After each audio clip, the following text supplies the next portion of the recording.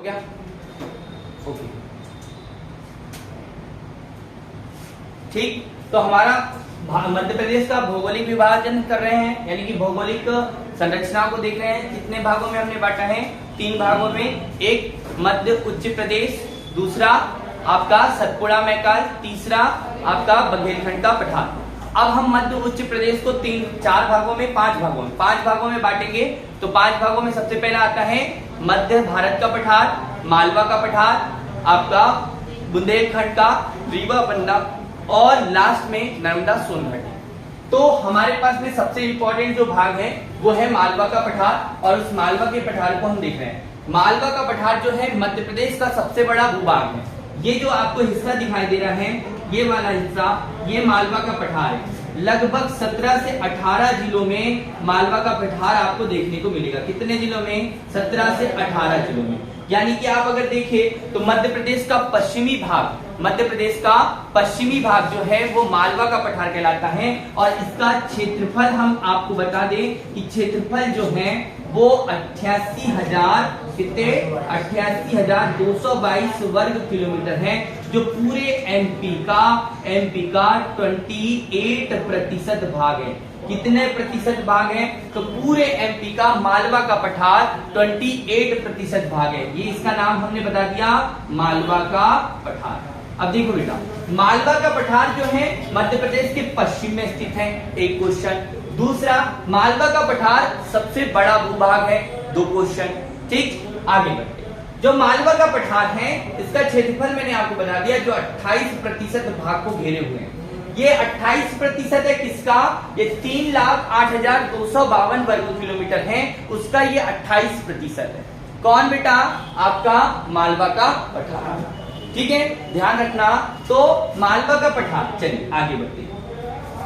मालवा का पठार का निर्माण हम आपको बता दें तो इसका निर्माण क्रिटेशियस काल के अंतिम चरण से इयोसीन काल के मध्य में हुआ है। कहने का मतलब आप यहां पर ध्यान दीजिए, तो इसका निर्माण जो है वो दरारी ज्वालामुखी लावा से। क्या हुआ कि जब हम आपको बताते हैं कि जब प्रायद्वीपीय भारत इंडो अफ्रीकन जो भाग है, इंडो अफ्रीकन, मैंने लास्ट कक्षा में आपको बताया था कि ये प्रायद्वीपीय पठार 33 सागर के मलमो, यहाँ पर क्या है? यूरेशिया प्लेट बताया मैंने आपको, यूरेशिया, और ये प्रायद्वीपीय पठार। ये वाला जब भाग कहां से? अफ्रीका से अलग हुआ, तो दरारों के माध्यम से यहाँ पर क्या हुआ? लावा का उद्गार हुआ। दरारों के माध्यम से जब लावा का उद्गार हुआ तो दरारों से लावा आकर पूरे एक क्षेत्र पर, यानी एक प्लेट पर क्या हो गया? फैल गया। जिसके फैलने से क्या हुई? काली मिट्टी का निर्माण, यानी कि बेसाल्ट चट्टान। आगे ये ज्वालामुखी दरारी लावा से क्या हुई? बेसाल्ट चट्टान का निर्माण हुआ, बेसाल्ट चट्टान। और बेसाल्ट चट्टान जो है ना बेटा, ये आग्नेय चट्टान का रूप है। किसका रूप है? आग्नेय चट्टान का। किसका? आग्नेय चट्टान का। तो बेसाल्ट चट्टान, और इस बेसाल्ट चट्टान के टूटने फूटने से, अपरदन से, निक्षेपण से एक नए प्रकार के भाग का निर्माण हुआ, जिसको हमने कहा काली मिट्टी। तो जो मालवा का पठार है, यहाँ पर सर्वाधिक काली मिट्टी पाई जाती है। ठीक, मालवा के पठार का निर्माण कब हुआ है? तो दक्कन ट्रैप की चट्टानों से। किससे बेटा? तो दक्कन ट्रैप की चट्टानों से। ध्यान देना मेरी बात का, एक एक क्वेश्चन आएगा। क्या आएगा कि मालवा के पठार का निर्माण दक्कन ट्रैप की चट्टानों से हुआ। ये दरारी ज्वालामुखी लावा का क्षेत्र है। यहाँ पर क्या है? बेसाल्ट चट्टान का निर्माण हुआ। इस बेसाल्ट चट्टान का ताप दाब समय के साथ अपरदन निक्षेपण के फलस्वरूप एक मिट्टी का निर्माण हुआ, उसको काली मिट्टी कहा। याद रखना। ठीक, आगे। तो जो मालवा का पठार है इसकी विशेषता। अब ये जो मालवा का पठार, सबसे पहली बात कि मालवा के पठार में सर्वाधिक मात्रा में, अब सर्वाधिक क्या क्या मिलता है? तो सर्वाधिक काली मिट्टी मिलती है।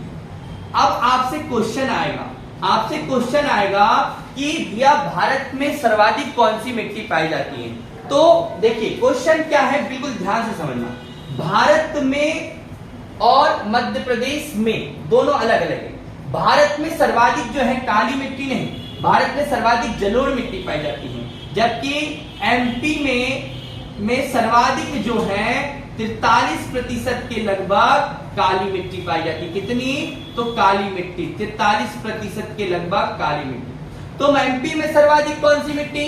काली। एमपी में सर्वाधिक कौन सी मिट्टी? काली। और भारत में सर्वाधिक कौन सी मिट्टी? तो भारत में सर्वाधिक जलोढ़ मिट्टी पाई जाती है। ये आपको ध्यान रखना है, यहां से एक क्वेश्चन बनेगा। ठीक, तो आपको यहां पर ध्यान रखना कि सर्वाधिक काली मिट्टी। फिर उसके बाद में हम देखते हैं कि इसको क्या क्या कहा जाता है। गेहूं की डलिया कहा जाता है। ठीक है, तो गेहूं की डलिया यानी मतलब क्या हुआ बेटा? गेहूं की डलिया माने ये हुआ कि भैया यहाँ पर अन्न का भंडार है। क्या है? अन्न का भंडार।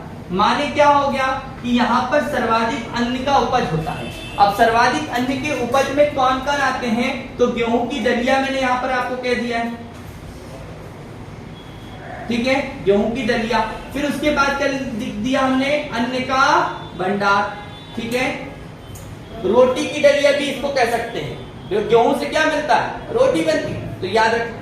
फिर सर्वाधिक मात्रा में यहां से सोयाबीन, किसका उत्पादन भी होता है? सोयाबीन का। तो आपको ध्यान रखना है कि मालवा के पठार से सर्वाधिक मात्रा में सोयाबीन का उत्पादन भी होता है, सर्वाधिक मात्रा में गेहूं का उत्पादन भी होता है, इसलिए इसको गेहूं की डलिया, अन्न का भंडार कहा जाता है। और मालवा के पठार में सर्वाधिक मात्रा में काली मिट्टी पाई जाती है।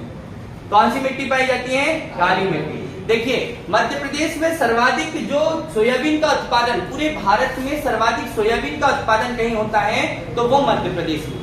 अग्रणी राज्य है मध्य प्रदेश। सोयाबीन उत्पादन में अग्रणी राज्य है, प्रथम स्थान पर आता है मध्य प्रदेश, इसलिए मध्य प्रदेश को सोया स्टेट भी कहा जाता है।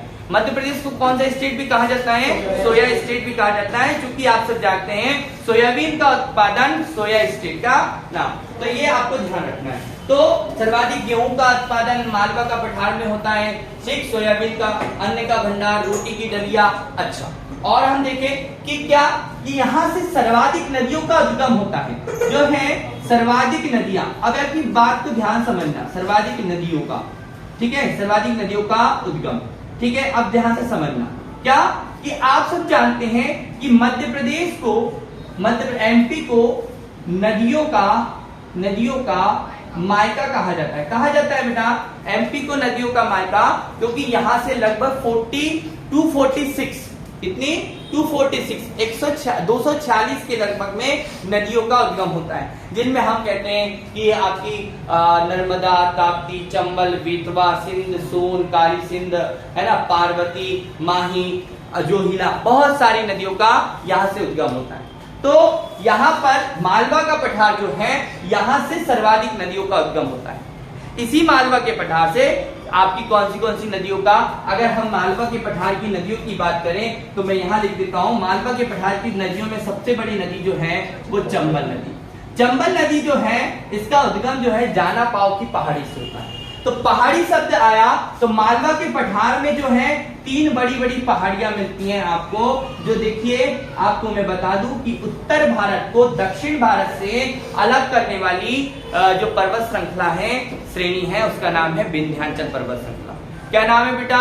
उत्तर भारत को दक्षिण भारत से अलग करने वाली विंध्याचल पर्वत श्रृंखला को 3 प्रमुख भागों में बांटा गया है। कितने प्रमुख भागों में? 3। पश्चिम में इसके भाग जो गुजरात से लेकर मालवा के क्षेत्र में विस्तृत है उसको कहते हैं विंध्य, और उसी विंध्य पर्वत में कुछ चोटियां आपको पढ़ने को मिलती हैं, जिनमें हम आपको बता रहे हैं एक चोटी है सिगार की चोटी।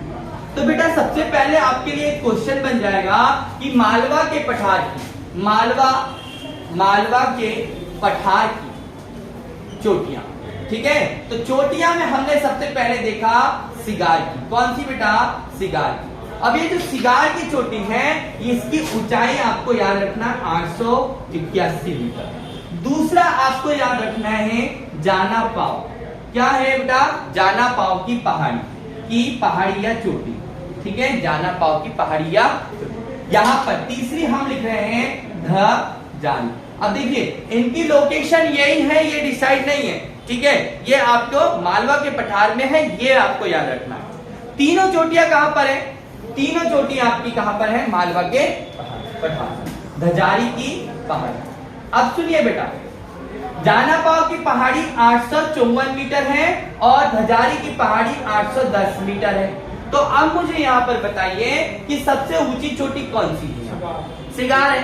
तो यहाँ पर क्वेश्चन बनेगा कि मालवा की सबसे ऊंची चोटी कौन सी है? तो मालवा की सबसे ऊंची चोटी है सिगार की चोटी। ये क्वेश्चन आपको बनेगा। ठीक, बहुत इंपॉर्टेंट है बेटा। क्यों इंपॉर्टेंट है? क्योंकि यहां से एक क्वेश्चन आ चुका है, कई बार नाम में आया है कि मालवा की सबसे ऊंची चोटी का नाम बताइए। तो मालवा की सबसे ऊंची चोटी जो है वो सिगार की सबसे ऊंची चोटी। ऐसा ही है कि मालवा के साथ में भारत की, मध्य प्रदेश की सबसे ऊंची चोटी पूछ लेते हैं। ऐसे ही आपके बुंदेलखंड की सबसे ऊंची चोटी पूछ लेते हैं। क्यों? क्योंकि भैया एग्जाम में आते हैं, एग्जामिनर कुछ भी क्वेश्चन कर सकते हैं। तो आपको ये क्वेश्चन याद रखना है। चलिए, यहाँ की प्रमुख नदियों के बारे में बता रहा था कि चंबल जो है इस जाना पाव की पहाड़ी से निकलती है। चंबल नदी का उद्गम कहां से होता है? जाना पाव की पहाड़ी से होता है, जो उज्जैन और इंदौर के पास से है। इंदौर उज्जैन होते हुए आपके रतलाम मंसूर होते हुए ये मध्य प्रदेश और राजस्थान के बीच की सीमा का निर्माण करती है। कब किसके बीच की सीमा बनाती है? तो मध्य प्रदेश और राजस्थान के बीच की सीमा बनाती है, बीहड़ का निर्माण करती है। और ये चंबल नदी जिस क्षेत्र में बहती है वो क्षेत्र है भिंड मुरैना श्योपुर। तो आपको यहाँ पर ध्यान रखना है कि मध्य प्रदेश में जो है मालवा का जो पठार है, इस मालवा के पठार से ही कौन सी नदी का उद्गम होता है? तो चंबल नदी का उद्गम होता है। और ये याद, यहाँ पर क्षिप्रा नदी भी है। क्षिप्रा उज्जैन इस नदी के किनारे है और चंबल की सहायक नदी है क्षिप्रा। यहीं पर है काली सिंध नदी। काली सिंध नदी, इस नदी का भी उद्गम होता है। ठीक है, ये देवास के बागली गांव से इसका उद्गम होता है। फिर उसके बाद में आपकी पार्वती नदी जो सीहोर जिले से निकलती है। उसके बाद में आपकी वेतवा नदी जो आपके विदिशा जिले, आपके रायसेन विदिशा होते हुए बहती है। रायसेन विदिशा होते हुए, तो रायसेन से इसका उद्गम होता है। किसका? वेतवा का। तो ये प्रमुख नदियां जो हैं ये किसके से उद्गमित हो रही हैं? आपके मालवा के पठार से। ठीक है, तो ये आपको यहाँ पर ध्यान रखना है, मालवा के पठार से संबंधित। सिगार की चोटी आपको बता दिया। अब सुनिएगा, यहाँ की जो जलवायु है वो बहुत ज्यादा फेमस है। क्यों बेटा?